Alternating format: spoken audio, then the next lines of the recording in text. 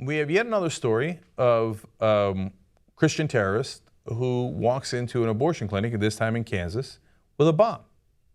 So you've been seeing it 24/7 on Fox News, obviously. Oh, you haven't? Interesting. I mean, it must be all over the rest of the media, right? I mean, when you go on CNN, they're probably talking about this as much as they talked about any Muslim walking into a place with a bomb, right? No? Interesting. Got to go to a Raw story to find out what's happening. A Kansas abortion clinic was evacuated Monday after a man brought in explosives and knives, CBS News reports. Well, okay, maybe it was just a toy bomb or something like that, and so nothing to worry about here. No, according to the local news, it was active and set to go off. So they had to spend a lot of time, obviously, removing the bomb from the premises and deactivating it and making sure it didn't go off, and luckily it didn't, okay? The police captain in Wichita asked about this, and he says, no, the suspect, he was very forthcoming about it. He wasn't trying to hide it. Yep, he had a bomb. A guy walks in with a bomb to kill innocent civilians. What's the word for that? I'm pretty sure that it's called a terrorist, right? Is anybody calling this guy a terrorist? Outside of us, I don't know anybody calling him a terrorist, right? Why isn't he a terrorist? Because the bomb didn't go off? Or because he's not Muslim? What is it? Why is he? I don't get it. Why is he not a terrorist? Imagine a Muslim walked in with a bomb into St. Patrick's Cathedral in New York City. You think that doesn't get covered? You think that you haven't heard about it yet?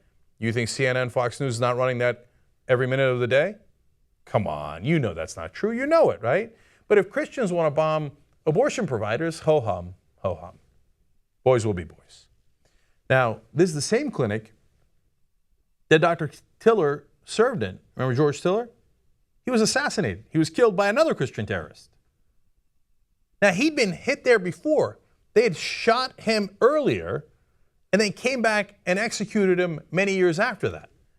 In fact, the same building was firebombed in 1986, and Tiller was shot and wounded there in 1993, and then assassinated more recently. And Scott Roeder was the guy who did it.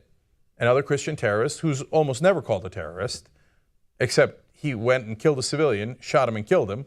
No, doesn't matter. He's a Christian, so let's all be good, okay? Oh, he's a lone wolf. Oh, he's just one guy. Except I hear from my atheist friends all the time that if somebody says their intention, that we should listen to them. If they tell us why they did it, we should listen to them. Well, Scott Roeder, the man who murdered Dr. Tiller, said he was obeying God's law. So if it's Allah's law, he's a terrorist. If it's God's law, come on. What are you going to do? Now, look, understand one more thing that's very important here. These guys are not powerless, right? The Christians in this country are incredibly powerful, right? So sometimes people ask me, hey, why do you talk about Christians more than you talk about Muslim terrorists? Well, first of all, that's not remotely true. You go check out all our YouTube videos. By the nature of the news, I talk about Muslim bombings a hell of a lot more than I do about Christian issues, right? But the reason that we address those more aggressively, if you think we do, okay, is because maybe there's something we can do about it. You see, if there's nothing I can do about ISIS in a mountain somewhere, or if the best I could do, and I do it all the time, is pressure our government to take the right actions, to be smart, so that we can effectively defeat them, right? There's only so much I can do about Boko Haram. But if they're here and there's something we can do, well, then we apply more pressure, right? But in this case, we have the exact opposite scenario. These guys are powerful. They're a huge chunk of the country. Evangelical Christians aren't. Of course, not all evangelical Christians are radicals like this. Not remotely. Not most Muslims aren't radicals. Most Christians aren't radicals, obviously, right? But there is this subsection. And what do? What does our government do? Our government that should be responsive to us, that we criticize to try to get some productive action out of. And this is under the Obama administration because he had political pressure put on him. He lowered the number of people working on right-wing terrorism from 25 people to 1 person at the Department of Homeland Security. The guy who used to run the department was a Republican. He said, what are you doing? We got a lot of right-wing terrorists in this country. Some of them happen to be Christian. But you shouldn't shut that department down. Why did he shut it down? Because Fox News and Rush Limbaugh criticized him. So now these guys run amok. This is not the first time this story's happened. I mean, look at how many times they've hit this same clinic in Kansas, let alone all the other different cases where We had Jewish museums attacked, Jewish community center attacked in Kansas.